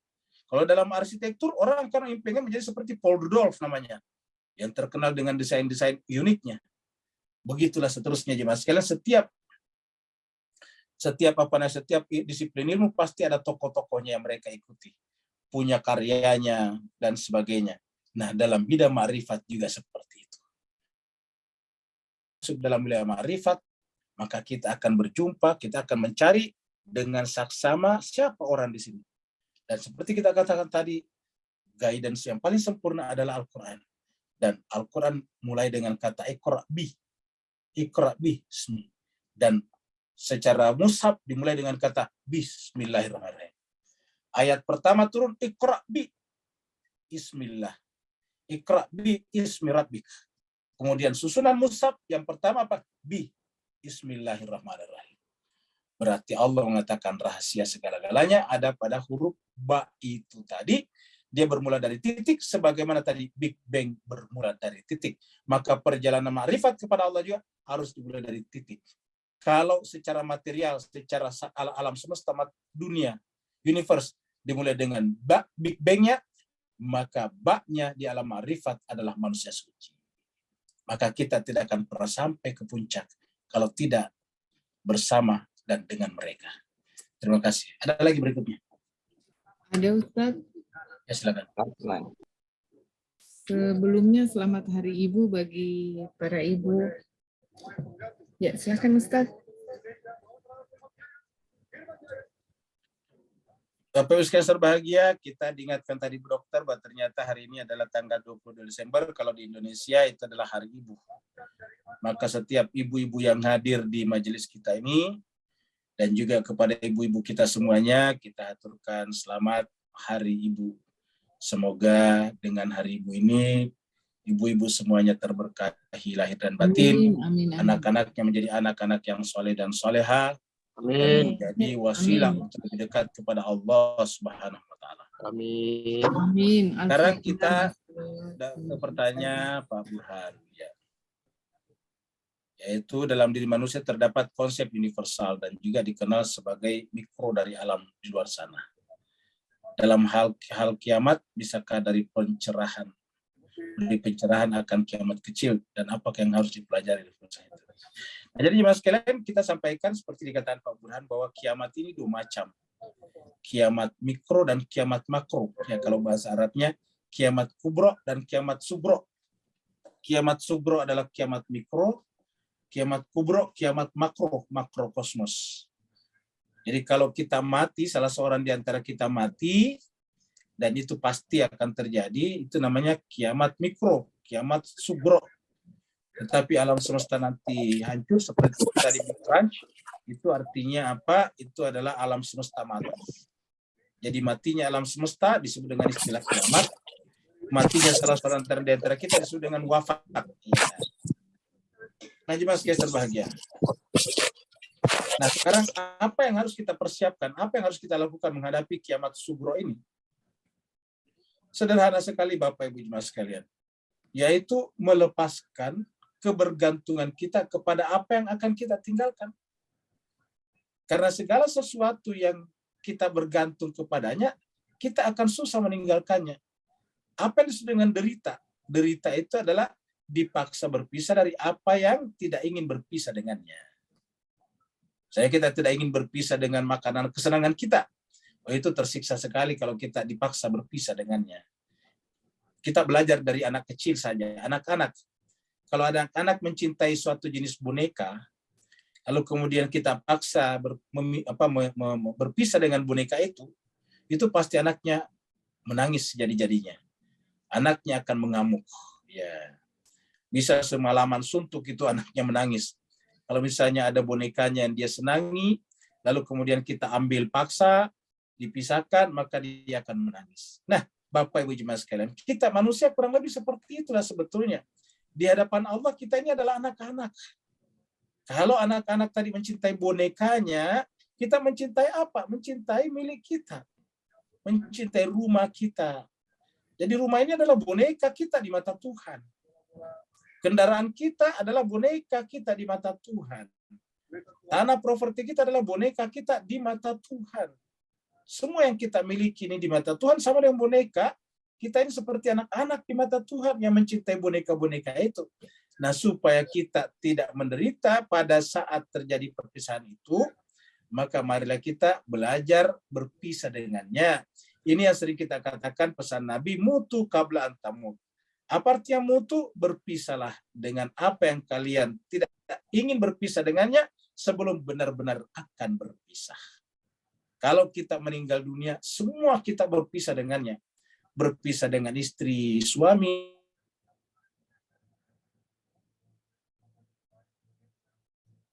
sejawat, berpisah dengan kantor dan pekerjaan, berpisah dengan bisnis dan keuntungan-keuntungannya, berpisah dengan properti dengan sertifikat-sertifikatnya, berpisah dengan apapun dan siapapun juga. Pada saat kita meninggal dunia, kita hanya akan pergi sendiri saja. Makanya dari sekarang kita harus menyelesaikan diri kita sendiri terkait tadi dengan pertanyaan pertama dari Pak Nur. Jadi cuma sekali kita harus sekarang memulai diri kita sendiri. Apakah kita berhenti bekerja? Bukan, harus semakin sering bekerja. Karena Nabi mengatakan yang paling baik adalah yang paling banyak manfaatnya bagi manusia. Bagaimana kita bisa bermanfaat bagi manusia kalau kita tidak beraktivitas? Yang namanya bermanfaat itu banyak beraktivitas. Kalau tidak punya uang membantu orang lain, ya kita punya tenaga. Tidak punya tenaga, punya pikiran. Tidak punya pikiran, punya nasihat-nasihat. Jadi cuma sekali sedapat mungkin kita bermanfaat bagi orang lain. Jadi berpisah dengan dunia bukan berarti tidak melakukan apa-apa. Ya, berpisah dengan dunia artinya apa? Dunia itu tidak boleh ada dalam diri kita. Kalau dia ada dalam diri kita, begitu nanti kiamat kecil terjadi, kita akan merasa sangat menderita. Kenapa? Karena dia ada dalam diri kita. Bapak Ibu sekalian, sebagai penutup dari jawaban atas pertanyaan Pak Burhan, saya memberikan ilustrasi. Bapak Ibu sekalian semuanya pasti tahu yang namanya buah kedondong. Mudah-mudahan di Malaysia dan Singapura juga mengenal istilah buah kedondong. Buah kedondong itu buah yang bijinya berbulu-bulu, berduri-duri. Ya. Jadi buah kedondong itu enak dimakan, tetapi bijinya di dalam itu adalah berduri-duri. Ya, ada duri-durinya. Bapak Ibu bisa bayangkan kalau kita misalnya buah kedondong itu kita ikat, baru kemudian kita telan, baru kemudian tarik keluar lagi. Dapat Bapak bayangkan bagaimana sakitnya itu kira-kira. Jadi buah kedondong kita ikat, baru ditelan sampai di tenggorokan, tarik lagi keluar. Ya, dapat Bapak bayangkan bagaimana sakitnya. Nah, kurang lebih begitulah perumpamaan ketika pada saat nanti kita dipaksa berpisah dengan dunia. Kita dipaksa meninggalkan dunia, sementara jiwa kita telah tercantol telah terikat dengan berbagai macam dunia. Aku kita telah ikut ke mobil, aku kita ikut kepada istri, aku kita telah terikat kepada suami, aku kita terikat kepada anak dan cucu, aku kita telah terikat kepada tanah, aku kita terikat kepada duan dan deposito kita. Bapak Ibu bisa bayangkan banyaknya ikatan-ikatan itu tiba-tiba dicabut. Ini lebih berat daripada mencabut singkong. Ya, kalau singkong itu paling isinya buat bijinya dibawa paling 5 akar saja ditarik. Kalau kita kuat bisa narik. Tetapi bagaimana kalau semuanya tercantol di mana-mana? Maka Bapak Ibu sekalian, maka beragama itu sebetulnya mengajarkan kita mensucikan jiwa kita agar la ilaha illallah. Tidak ada ilah selain daripada Allah. Semuanya disimpan di luar. Uang disimpan di luar, di dompet. Mobil disimpan di luar, di garasi. Rumah disimpan di luar, di tanah yang kita miliki. Deposito disimpan di bank. Warung, kedai disimpan di pinggir jalan. Yang ada dalam hati kita cuma satu, Allah, Allah, Allah, Allah. Itulah makna daripada zikir kita. Alladzina yadhkurunallaha qiyaman wa qu'udan wa ala junubihim wa yatafakkaruna fi khalqis samawati wal ard. Rabbana ma khalaqta hadza batila subhanaka faqina adzabannar. Hanya orang-orang yang dalam keadaan berdiri, duduk dan berbaring yang mengisi hatinya hanya Allah, Allah, Allah yang berhak terbebas dari azab api neraka jahanam. Maka sebelum kiamat kecil itu terjadi, inilah yang harus kita lakukan. La ilaha illallah. Kita perbanyak dan memaknai kata la ilaha illallah, la ilaha illallah. Terima kasih. Ada lagi atau sudah selesai? Assalamualaikum, Ustaz. Silakan Pak Kus. Waalaikumsalam warahmatullahi wabarakatuh. Dokter. Izin tanya, Ustaz. Ini saya mau semacam apa ya? Tanya Ustaz, kejadian yang ada 2. Aku nggak tahu yang bahas itu tokoh agama betul bukan ya. Saya terkejut ya Ustaz ya dengan akhlak sebegitunya. Dia nyetir tuh kan pakai kaki ya Ustaz ya. Kalau di YouTube tuh kan ada yang dia nyetir pakai kaki, terus dia dicium kakinya sama orang, terus dia pakai jacuzzi gitu ya. Ini yang satunya nih ya Ustaz ya. Terus yang satu lagi pakai program sedekah tuh Ustaz gitu ya. Dia dengan segala rupanya nih udah jelas tuh udah di YouTube-in gitu, banyak orang yang apa namanya menagih kembali gitu investasinya. Kasihan gitu kan orang-orang udah ibaratnya boleh katakan terpesona lah dengan gaya dia sehingga menyerahkan sedekah. Nah, saya nggak tahu itu sedekahnya ikhlas apa enggak, tapi yang saya sedih adalah masyarakat kita yang sakit atau orang-orang yang sakit itu yang mempergunakan agama sebagai jalan untuk memperoleh fortune dia, memperoleh harta sebanyak-banyak. Ada apa ya dengan masyarakat kita, Ustaz? Punten. Banyak. Jawabannya sederhana, masyarakat kita jauh daripada Al-Quran. Kalau masyarakat kita dekat dengan Al-Quran, mau mengaji seperti ini, mereka tidak mungkin tertipu oleh siapapun juga. Karena untuk mengenal manusia yang benar, ya Al-Quran. Akhlak yang benar, Al-Quran. Himbauan bersedekah yang benar adalah Al-Quran. Terminologi-terminologi Al-Quran itu hanya berhak didefinisikan dan dijelaskan oleh Al-Quran. Apabila terminologi artinya dipakai tapi ditarik keluar pengertiannya, itulah kata sedekah disalahgunakan, kata jihad disalahgunakan, kata apa disalahgunakan, semuanya disalahgunakan. Kenapa? Karena dilepaskan dari konteksnya. Jadi kata khalifah, kata infak, kata zakat, kata apa saja yang berkaitan dengan Al-Quran, itu adalah konteksnya Al-Quran. Tapi ketika dicopot, ya, dikeluarkan, dipisahkan dari Al-Quran, baru diberikan makna tersendiri, maka terbuka peluang selebar-lebarnya untuk menyalahgunakan istilah itu. Ya.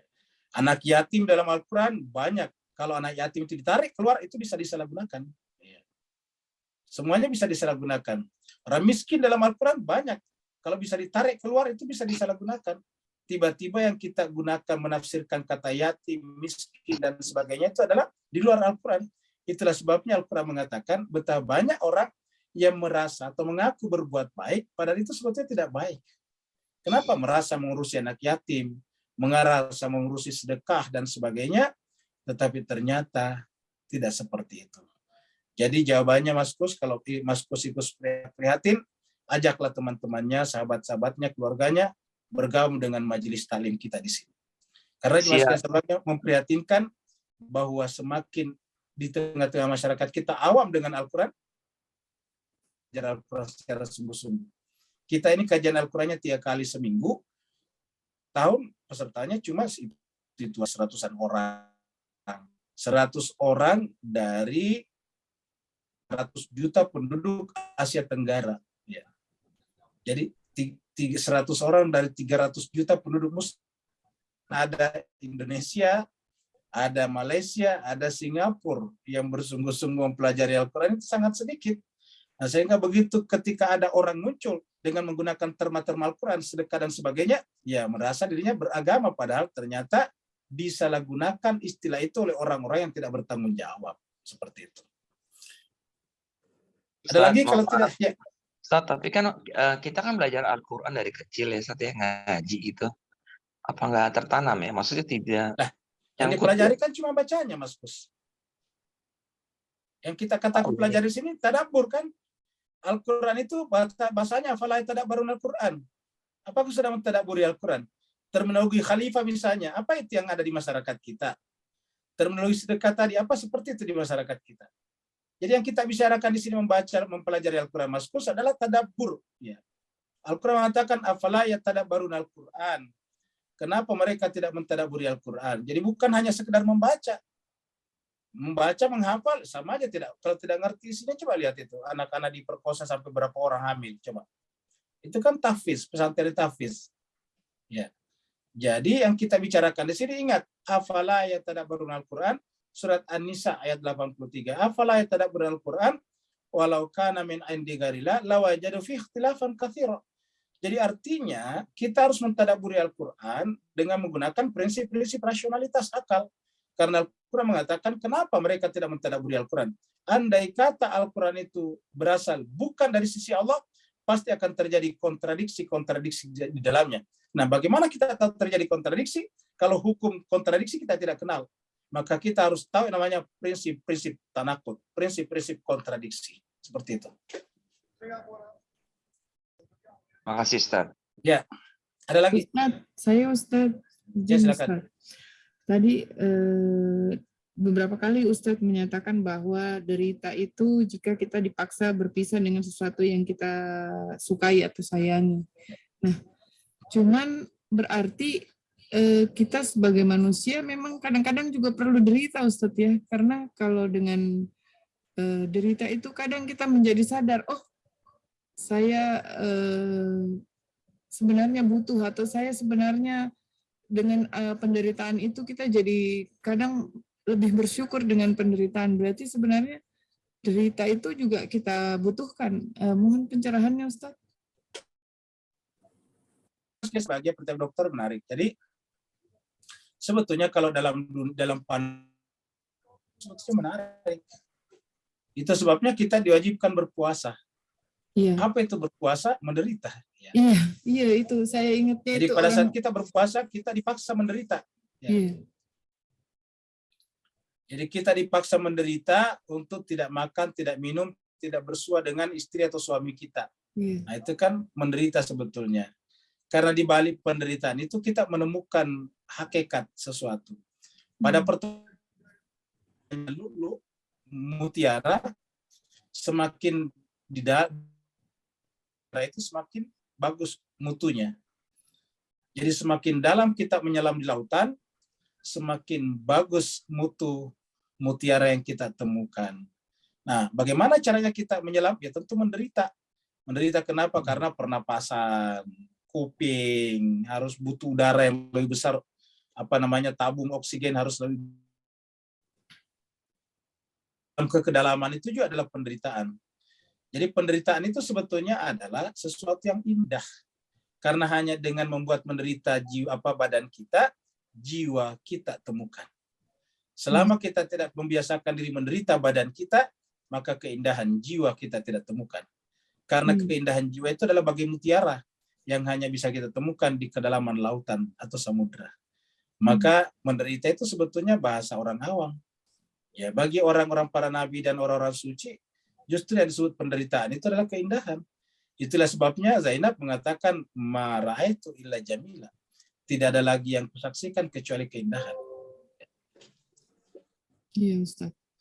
Karena kalau misalnya kita berpuasa, bahkan secara kesehatan pun puasa itu adalah proses detoksifikasi, walaupun sebenarnya secara fisik menderita Ustadz karena kan tidak makan, tidak minum, tapi ternyata di balik tidak makan dan tidak minum itu kita apa istilahnya detoks, mengeluarkan racun-racun dari dalam tubuh. Berarti kan sebenarnya kita perlu juga derita, demikian Ustadz. Bahkan kalau kita bicara secara keseluruhan, ya semua kenikmatan berada di balik ke penderitaan. Iya. Misalnya kita mau sehat selain daripada puasa, ya harus olahraga. Olahraga itu menderita sebetulnya. Kalau olahraga itu menderita, bayangkan kalau kita lari, itu kan menderita. Iya, ngos-ngosan. Jogging sampai 5 km itu kan menderita sebetulnya. Iya. Seperti itu. Jadi semuanya harus ada penderitaan baru mendatangkan kenikmatan. Tidak salah Al-Quran mengatakan inna ma'al usri yusra. Hanya bersama dengan penderitaan itulah kenikmatan ataukah kemudahan akan muncul. Masya Allah. Bapak Ibu sekalian, terima kasih banyak atas kebersamaannya. Mohon maaf atas segala kekurangan. Semoga Bapak Ibu semuanya senantiasa diberkahi oleh Allah SWT, diangkat derajatnya, dimuliakan kehidupannya, keluarganya, lahir dan batin. Semoga Bapak Ibu sekalian kita semuanya berjumpa di dunia dan nanti berjumpa di sisi Allah Subhanahu wa taala dalam Amin. Wassalamualaikum warahmatullahi taala wabarakatuh. Waalaikumsalam warahmatullahi wabarakatuh.